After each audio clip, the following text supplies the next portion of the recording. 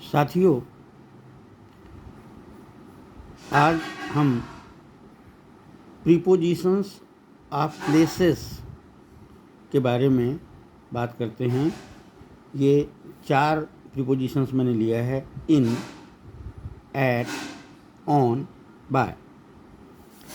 तो एक्चुअली ये जो प्रीपोजिशंस हैं, ये किसी व्यक्ति या किसी वस्तु के स्थान को बताने के लिए इनका प्रयोग किया जाता है। कोई वस्तु कहाँ पे है, किस स्थान पर है, उसको बताने के लिए इसका प्रयोग करते हैं। तो सबसे पहले हम देखते हैं इन का प्रयोग।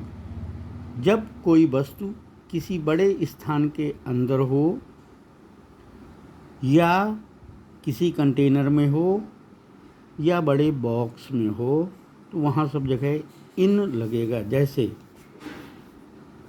इन द बैग, ये कंटेनर हो गया। In the classroom, in a box, in Delhi, in Mumbai, in India, in Asia, in Europe, in the world, in the car, in a van, in the park, in the sea, in a river, in the swimming pool, in the forest, in a book, in a picture, in the newspaper. तो इसमें देख लें जरा, तो इसके कुछ वाक्य देख लें। हम कार में हैं, we are in the car. मैं शॉपिंग सेंटर में किताब की दुकान में हूँ, I am in a book shop in the shopping centre. I am in a book shop in the shopping centre. बिल्ली बक्से में है, the cat is in the box. मैं किचन में हूँ, I am in the kitchen. वह प्रयोगशाला में है, he is in the laboratory. देखिए, इन द कार तो मैंने बताया, एट द कार भी हो सकता है अगर मान लो कभी आया, लेकिन इसका मायने बदल जाता है। एट द कार का मतलब होता है कि कार के पास में। जैसे मान लो कोई कहे मुझसे कार में मिलो, तो meet me at the car. इसका मतलब कार के अंदर नहीं, अर्थात कार के पास मिलो, कार में नहीं। जहाँ मेरी कार है वहाँ पर मिलो। तो क्या हो सकता है कि एट द कार भी हो सकता है, ठीक है ना। तो कभी अगर एट द कार लिखा है तो इसको गलत मत समझिएगा। एट द कार का मतलब कार के पास में होता है, ठीक है। ऑन में आते हैं हम। ऑन किसी की सतह के ऊपर, सतह को छूते हुए, ये सबसे बड़ी बात होती है। जैसे on the table, on the carpet, on the roof, on the sofa, on the chair. ये सब क्या है, उसको उसके ऊपर बैठते हैं तो उसकी सतह के ऊपर बैठते हैं। कभी बिल्डिंग की बात होती है ना, तो बिल्डिंग में on the first floor, on the ground floor, on the 5th floor, कोई भी हो सकता है ये। दाएं बाएं की बात आए, on the right, on the left. कभी पब्लिक ट्रांसपोर्ट होता है, कोई ऐसी चीज़ से जा रहे हैं जो सबके लिए है, तो आई am on the bus, I am on train, I am on a plane. ये पब्लिक ट्रांसपोर्ट होता है। कभी कोई सूचना होती है, on the radio, on TV, on the internet, on a website. जिस वस्तु की रचना एक रेखा के रूप में हो, उसके लिए भी ऑन लगाते हैं। जैसे अब नदी है, नदी रेखा के रूप में होती है, टेढ़ी मेढ़ी जरूर है। तो Prayagraj is located on the river Ganga. Prayagraj की spelling PRAYAG। Prayagraj is located on the river Ganga.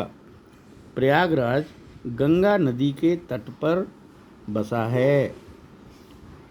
मैं भारत और नेपाल के बॉर्डर पर हूँ, तो आई am on the border of India and Nepal. बाज़ार जेम्स स्ट्रीट में है। Market is on the James street. अब इसमें भी देखिए, ऑन द डेस्क माने डेस्क के ऊपर बैठा हूँ, डेस्क पर बैठा हूँ।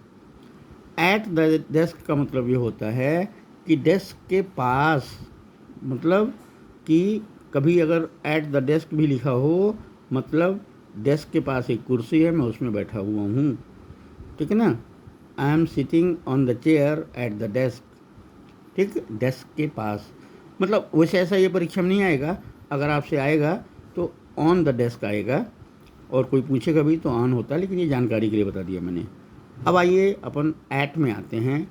तो at the door, at the station, at the traffic light, ये कोई पर्टिकुलर स्थान बताने के लिए ये एट का प्रयोग करते हैं। At the top of the stairs, सीढ़ियों के सबसे ऊपर। At the end of the street, गली के अंत में हूँ।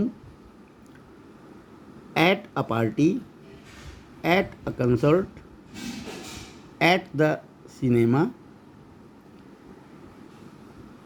Eight home, at school, at university. At work माने काम में काम कर रहा हूँ। एट द एंट्रेंस माने प्रवेश द्वार पर। At the bottom of the page, page के बिल्कुल आखिरी छोर पे पहुँच गया हूँ। एट द एग्ज़िट, प्रवेश द्वार के पास में हूँ। ये निकासी वाला द्वार जो होता है वहाँ पे हूँ। मैं अभी तुमसे बात नहीं कर सकता, मैं काम पर हूँ। I can not talk to you right now, I am at work. Work के पहले यदि इन लग जाए तो इसका मतलब बेरोजगार होता है। मैं काम में नहीं हूँ, परंतु उम्मीद करता हूँ कि जल्द ही काम मिल जाएगा। I am not in work but hope to get soon. By के लिए, बाई माने बाई जो यात्रा करते हैं अपन, by train, by bus. By माने किसी भी वस्तु को, किसी ये स्थान बताने के लिए, माने स्कूल के पास या क्या है, कॉफ़ी शॉप के पास। तो इस तरह से, जैसे मुझे प्रवेश के पास, प्रवेश द्वार के पास, दरवाजे पर मिलो, तो meet me near the entrance by the door. वे ट्रेन से जबलपुर जाते हैं। They go to Jabalpur by train.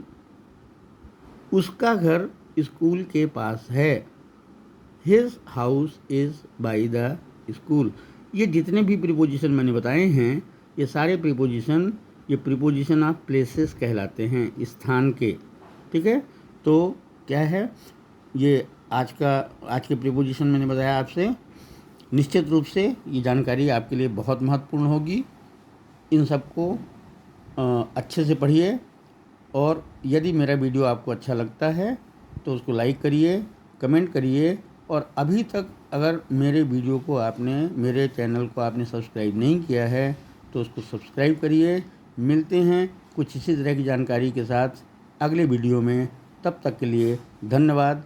Good night.